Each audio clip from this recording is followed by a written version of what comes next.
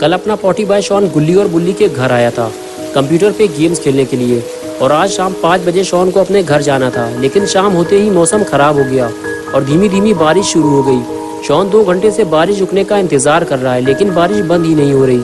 Shawn ने अब फैसला कर लिया है, वो अब अपने घर जा रहा है। पता नहीं ये बारिश कब रुकेगी, और बारिश अभी इतनी तेज नहीं है कि शॉन घर ना जा सके। शॉन ने गुल्ली और बुल्ली से बताया कि वो शॉर्टकट यूज करेगा और जंगल के रास्ते घर जाएगा, जिससे वो 20 मिनट में घर पहुंच जाएगा। अगर वो रोड से जाएगा तो उसे 1 घंटा लग जाएगा। गुल्ली ने कहा, शॉन तुम जिस जंगल की बात कर रहे हो तुम्हें पता है ना, सूरज डूबने के बाद वहाँ कोई नहीं जाता। बुल्ली बोला, शॉन तुम कल सुबह घर चले जाना, हम भी तुम्हारे साथ चलेंगे। इतनी रात में जाना ठीक नहीं है।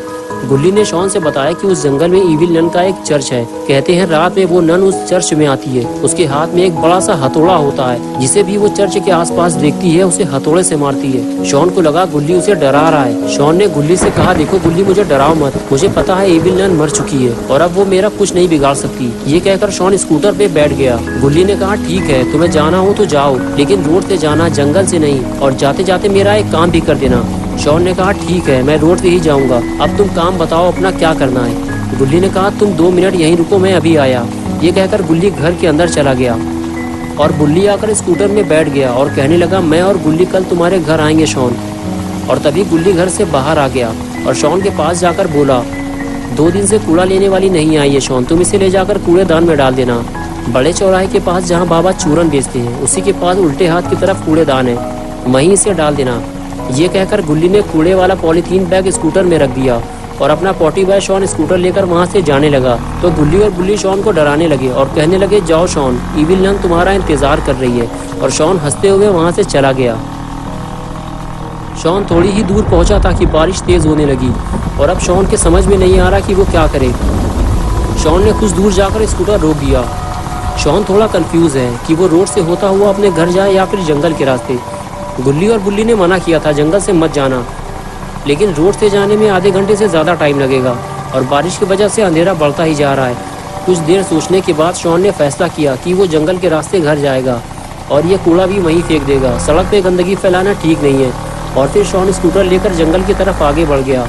शॉन इससे पहले कभी भी इस जंगल के रास्ते अपने घर नहीं गया।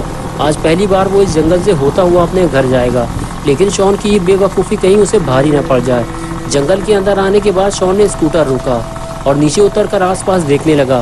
तभी शॉन को कुछ दूर सामने एक पेड़ गिरा हुआ दिखाई दिया। शॉन को लगा बस यही सही जगह है, मुझे यही कूड़ा डालना चाहिए। शॉन ने स्कूटर को स्टैंड पे खड़ा किया और कूड़े वाला पॉली बैग लेके आगे बढ़ गया।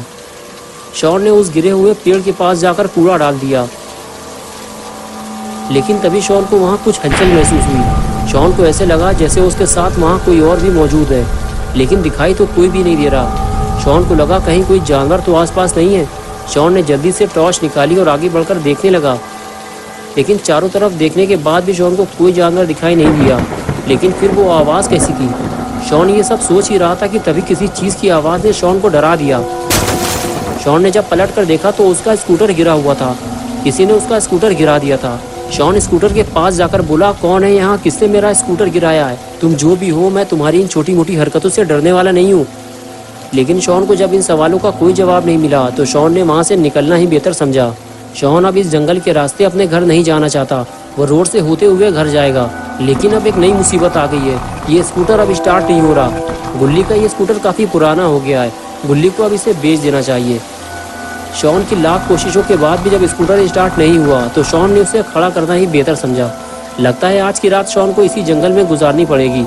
इस जंगल में बहुत अंधेरा है और पॉटी बॉय शॉन बिल्कुल अकेला है। शॉन को अब डर लगने लगा है, बारिश काफ़ी तेज़ है और शॉन काफ़ी देर से भीग रहा है। उसे अपना सर छुपाने के लिए कोई जगह ढूंढनी होगी, वरना शॉन बीमार पड़ सकता है। इसलिए वो जंगल की तरफ आगे बढ़ने लगा। शॉन जिधर भी टॉर्च मारकर देखता बस उसे छोटे बड़े पेड़ दिखाई दे रहे थे। बारिश में पेड़ के नीचे खड़े होना खतरे से खाली नहीं है। शॉन को कोई और जगह ढूंढनी होगी। शॉन को हर वक्त ऐसा महसूस हो रहा था जैसे वो इस जंगल में अकेला नहीं है, उसके साथ कोई और भी है। जंगल की खौफनाक आवाज़ें शॉन को और ज़्यादा डरा रही थी।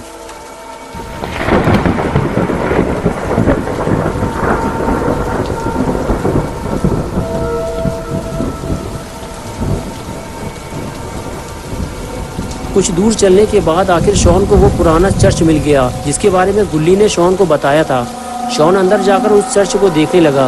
उस चर्च को देखकर ही ऐसा लग रहा था कि वो कोई नॉर्मल चर्च नहीं है। उसके चारों तरफ कब्रें बनी हुई थी, या यूँ कहे कि कब्रिस्तान के बीच में एक छोटा सा चर्च बना हुआ था।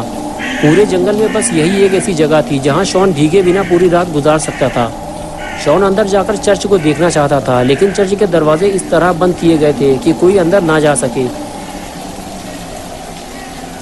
शॉन आसपास की जगह और कब्रों को टॉर्च मारकर देखने लगा कि इस जगह रात गुजारना ठीक रहेगा या नहीं।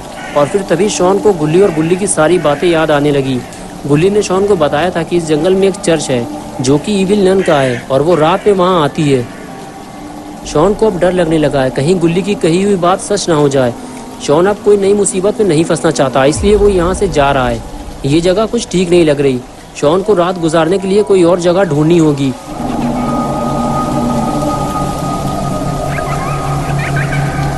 इसलिए शॉन चर्च से बाहर आ गया। शॉन जैसे ही चर्च से बाहर आया, फिर उसे किसी के चलने की आवाज़ सुनाई दी। शॉन को ऐसे लगा जैसे उसके सामने से अभी अभी कोई गुजरा हो। शॉन ने हर तरफ टॉर्च मारकर देखा, लेकिन उसे कोई नहीं दिखा। शॉन टॉर्च लेकर आगे बढ़ गया। कुछ दूर जाने के बाद शॉन को एक पुराना कुआं दिखाई दिया, जिसे सालों से किसी ने इस्तेमाल नहीं किया था। वो एक वीरान कुआं था। शॉन उस कुएं के करीब पहुंचकर उसे देखने लगा। पूरा कुआं काला पड़ चुका था और उसे देखकर ही डर लग रहा था। तभी कुएं के अंदर से आती आवाज ने शॉन का ध्यान अपनी तरफ खींचा। शॉन टॉर्च मारकर कुएं के अंदर देखने लगा। टॉर्च मारते ही आवाज और तेज होने लगी, जिसकी वजह से शॉन का शक यकीन में बदल गया कि कोई तो इस कुएं में जरूर है। शॉन कुएं में टॉर्च मारकर देखता रहा, लेकिन अंधेरा होने की वजह से उसे कुछ भी ठीक से नहीं दिखाई दे रहा था। कुछ देर तक तो कुएं के अंदर से वो आवाजें आती रहीं और फिर बिल्कुल सन्नाटा छा गया। शॉन सोच में पड़ गया कि ये आवाज़ थी किसकी और अचानक से बंद क्यों हो गई, और आखिर कुएं के अंदर था कौन? कहीं कोई जानवर तो कुएं के अंदर नहीं गिर गया? शॉन कुएं के अंदर जाकर देखेगा कि कुएं के अंदर था कौन। शॉन कुएं में लगी सीढ़ी के सहारे कुएं के अंदर उतरने लगा, लेकिन कुएं के अंदर जाना कहीं शॉन को भारी ना पड़ जाए। शॉन जैसे जैसे नीचे उतरता जा रहा है, वैसे वैसे अंधेरा भी बढ़ता जा रहा है,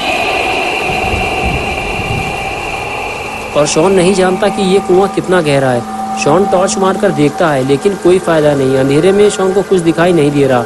शॉन को अभी और नीचे जाना होगा, लेकिन कुएं के ज़्यादा अंदर जाना शॉन के लिए खतरा बन सकता है। दम घुटने से शॉन की मौत भी हो सकती है। लेकिन ये क्या, सीढ़ी के कुछ स्टेप्स टूटे हुए हैं। अब शॉन और नीचे नहीं जा पाएगा। अगर शॉन ने ज़बरदस्ती नीचे उतरने की कोशिश की तो हो सकता है शॉन सीढ़ी से नीचे गिरकर कुएं में डूब जाए। कुछ देर रुकने के बाद शॉन ने कुएं से बाहर निकलना ही बेहतर समझा और वो सीढ़ी के सहारे बाहर निकलने लगा। शॉन कुएं के अंदर अकेला आया था, लेकिन कुएं से बाहर वो अकेला नहीं जाएगा। कोई और भी है जो शॉन के साथ साथ कुएं से बाहर निकलने वाला है।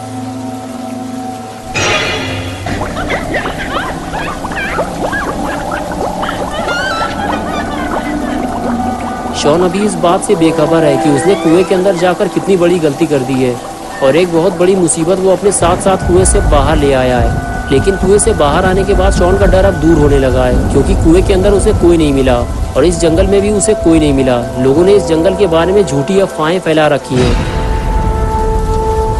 इस जंगल में आना और चर्च में जाना बिल्कुल सेफ है, इसलिए आज की रात शॉन चर्च में गुजारेगा।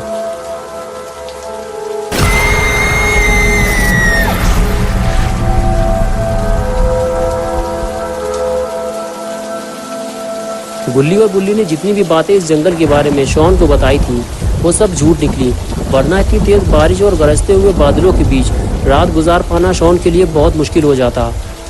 शॉन काफ़ी थक चुका है, उसे नींद भी आ रही, लेकिन उसे समझ में नहीं आ रहा कि वो आराम कहाँ करे। चर्च के चारों तरफ तो कब्रिस्तान बना हुआ है और शॉन कब्रों के बीच आराम नहीं करना चाहता। कहीं किसी मुर्दे ने कब्र से बाहर निकलकर शॉन को पकड़ लिया तो क्या होगा। शॉन ने सोचा इससे तो बेहतर है कि वो चर्च की सीढ़ियों पर बैठकर आराम कर ले। फिर वो चर्च की तरफ आगे बढ़ गया और सीढ़ियों पर बैठकर आराम करने लगा।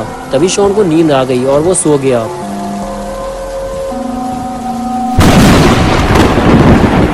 और तभी एक जोरदार बिजली चमकी और सारा माहौल बदल गया।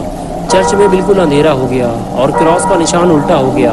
लगता है ईविल नन के आने का वक्त हो गया है, लेकिन अपना पॉटी बॉय शॉन गलत वक्त पर सो गया है। तो दोस्तों, क्या होगा जब ईविल नन शॉन को चर्च की सीढ़ियों पर सोता हुआ देखेगी, ये हम देखेंगे पार्ट 2 में 17 मई को संडे सुबह 8 बजे। दोस्तों, अगर आप पार्ट 2 देखना चाहते हैं तो इस वीडियो को लाइक करें, चैनल को सब्सक्राइब करना और बेल आइकॉन प्रेस करके ऑल नोटिफिकेशन ऑन करना ना भूलें।